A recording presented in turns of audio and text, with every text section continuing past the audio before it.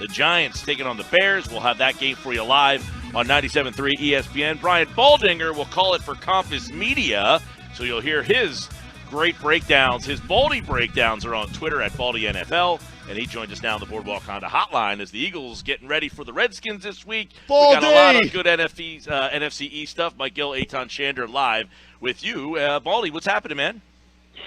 Well, hello, Mike. Eitan, I miss you, man. What's going on, guys? How are you? Baldi, I wish I could give you a big hug, brother. Missed you too, man. Yeah, thanks, man. We had a lot of fun, Eitan, for a while, man. We'll reunite at some point. I have no doubt. Down the road. I have no doubt, but it's great seeing you coast to coast on TV doing it as well, man. Big things, as you should be. And the ball I was saying is he brought it up, so credit Gil. But the Baldi breakdowns, man, we talk about it everywhere we go. Well, I appreciate it. They're talking about it a lot.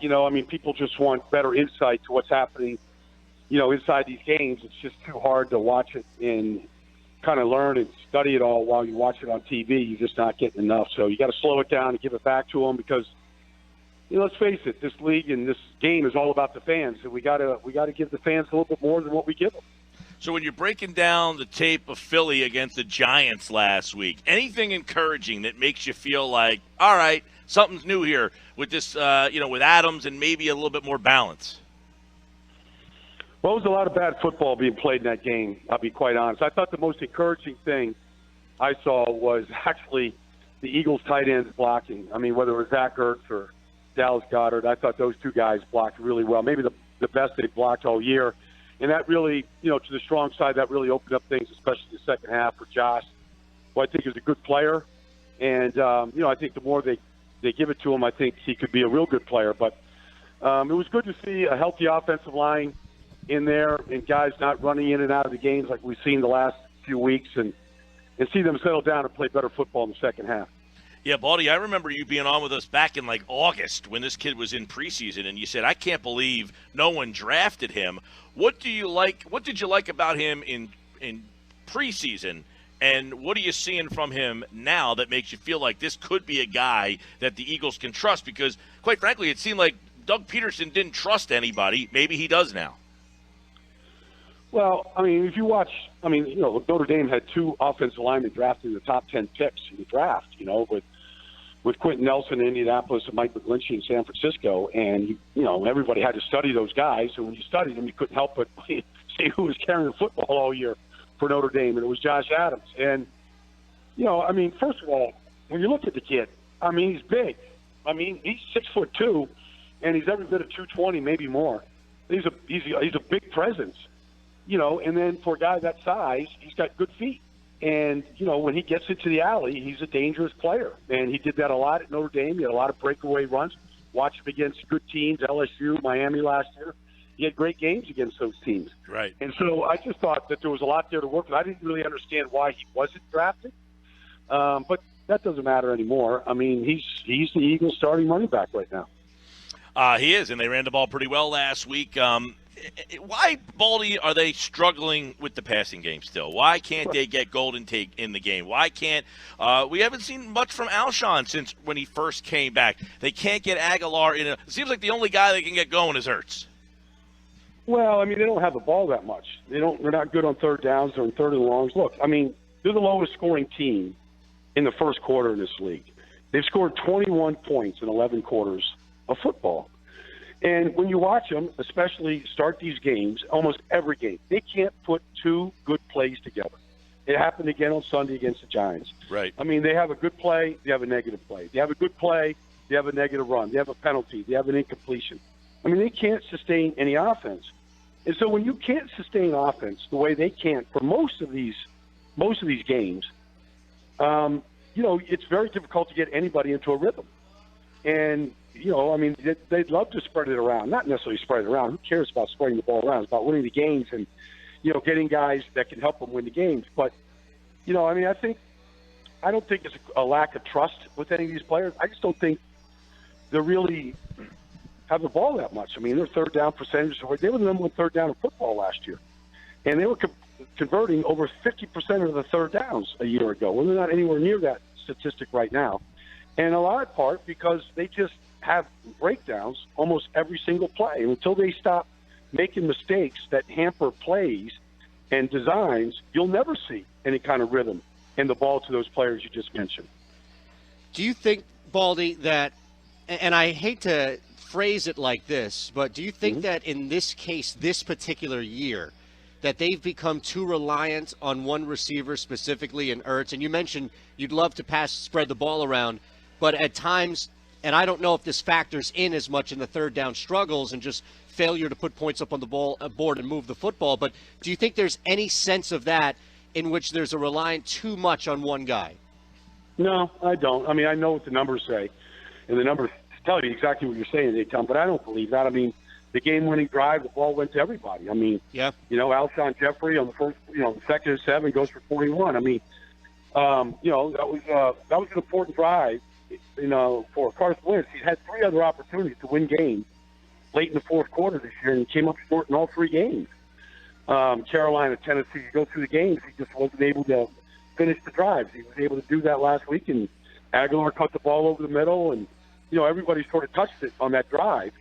But that was where when you have to have it, he's going to throw it to the open guy. And in all the cases, he threw it to the right guy. What have you made as far as Carson Wentz's season? If you were to give him a grade so far this year based on what the film tells you, and knowing that the expectations and everything else around him, just put that aside as you do so well, and just tell you just what the actual film jumps out, where would you grade him so far?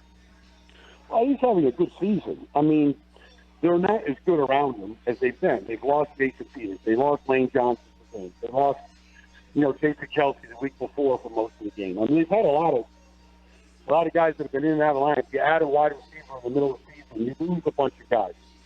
So all that affects the quarterback. And then he plays in a different style. I mean, he is a guy that is very long in the pocket, meaning his steps are big, and he wants to elude rushers when they're right on him, and he kind of gets himself in a little bit of trouble sometimes in kind of not helping other guys. But what we haven't seen, the only thing that's missing from a year ago are the big splash plays. Nelson Aguilar on a breakdown where, it's just a scramble drill in the first, game of the season, and it's a 53-yard touchdown. And the plays where he's scrambling and coming out of the pile and eluding guys. We just haven't seen the big splash plays from him so far this year. But there's still 5 of the most important games to play all year. And so I think he's having a good season, but I think it could still be a great season. Talk with Brian Baldinger at Baldi NFL, hashtag Baldi Breakdown. You look at their defense. They struggled in a couple of quarters here and there. They had a bad game against the Saints, obviously, but Jim Schwartz got to give them some credit playing with the ragtag crew last week. They tightened it up a little bit, and, this was a defense last year that was good. They weren't great, but points per game are right around the same now as they were last year. They're just not getting those turnovers, but can they win with this defense? I mean, is this a good enough defense to keep them in this NFC race? No.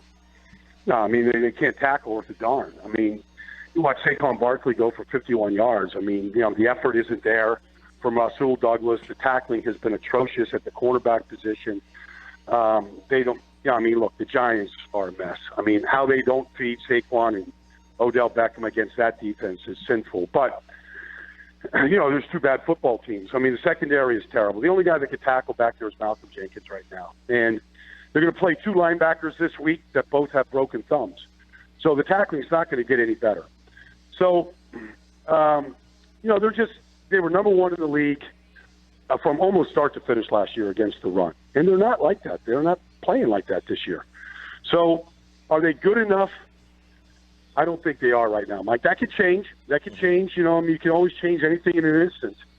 But it doesn't look like they can have a defense that can win out here and get hot down the stretch right now. Right. Well, and it looked like last week, the one thing, they moved Malcolm Jenkins around a lot. They were certainly saying, all right, we've got to be able to get this guy more involved in plays. Well, I mean, they do that with Malcolm, though. He's a valuable player. He can play in the box. He can cover in the slot. He can play in the deep middle of the field. I mean, he's a versatile guy, and he's really smart. And without him back there, I don't know that they could even get lined up, to be honest with you. Look, it's not a knock on Trey Sullivan or Chandon Sullivan or any of the guys that are playing right now. They're just playing a lot of guys that make you think that it's the fourth preseason game back there right now. Baldi, what does Washington do better with Colt McCoy at quarterback that they can't do with Alex Smith? I don't know that there's anything really that they do better with Colt. I mean, he's a serviceable backup player. And I don't mean that in any kind of a knock. He doesn't play that much. He's played very little over the last 3 years. He was fine. I mean, that game was a good game for about almost 3 quarters last week. And then he threw a costly interception, and they had a fumble, and, a game that was 17-13 became, 31-17 pretty quickly. And it just got away from him. But when they've been good this year, Adrian Peterson has been good. And, you look at, they've got a left guard that was, on the street and they picked up at a Greyhound bus stop 2 weeks ago. Trent Williams is playing with a broken thumb. They lost their all-pro right guard. I mean, they're just – but I would say this. When you defend the Washington Redskins, you better be on your P's and Q's when they have both tight ends, Jordan Reed and Vernon Davis, out there together. And you better figure out if you're trying to defend the run or defend the pass. Because like the Cowboys found out last week, if you play 3 linebackers against their 2 tight end set, and you're Damian Wilson, they're going to put Vernon Davis and he's going to run right by you. He can still flat out run. And Jordan Reed can move the stick. So you've got to be careful. Vernon Davis is he's their most dangerous receiver. And he's still really, really fast. So you have to – Adrian Peterson has been the bell cow when they've been good, regardless of who's at quarterback and at the offensive line. And when he's running good and running well, they could be a dangerous offense. Baldi, you're going to call Giants and Bears this Sunday. We'll have it on 97.3 ESPN. We know the Giants have been a mess, but I think the Bears have been a big surprise, and most of it's because of their defense. But what is it about what Nagy does with that offense? Well, I mean, they're the top 5 offense right now in the league. Crazy, right? And every single player that they brought in to surround Mitch Trubisky, they've hit on. I mean, from Trey Burton to Allen Robinson to Taylor Gabriel to the rookie Anthony Miller. I mean, all 4 of those guys have flourished. They drafted James Daniels out of Iowa. He's their left guard. He's the best guard I've seen in Chicago since, since Boris was there in the mid-'80s. I mean, he's a really good player. He moves bodies. They've got 2 really good backs, in Tariq Cohen and Jordan Howard. They've won without Trubisky. They've won without Khalil Mack. To me, Matt Nagy, if you want to start talking about coaches of the year, if you don't mention his name at almost the top of the list, then you're really shortchanging the job that he's done right now. And then tonight you got the Saints and the Cowboys. I mean, the Cowboys were on that game Monday night a couple of weeks ago, and the coach needs to be fired. If they extend the quarterback, everybody needs to be fired. That would be great for the rest of the NFC East because he's a mess. Right. Here they are 2 weeks later. They've won 2 in a row. They're playing pretty good, but they got the Saints tonight. Have you seen anything from Dallas to make you feel like they can be in that conversation in the NFC? Well, I mean, they've won 3 in a row, and Zeke has been just really. I mean, he's the leading rusher in the league right now. So he's gotten really good. They made a change at left guard. Xavier Stuafilo's come in there, has really upgraded that position. Obviously, the addition of the wide receiver has really helped the passing game. But yeah, I mean, if you had to draw up a game plan, you'd go, okay, let's run Zeke, 28 times. Let's get 140 yards out of him. Let's get a big play there. Let's get a big play to the wide receiver.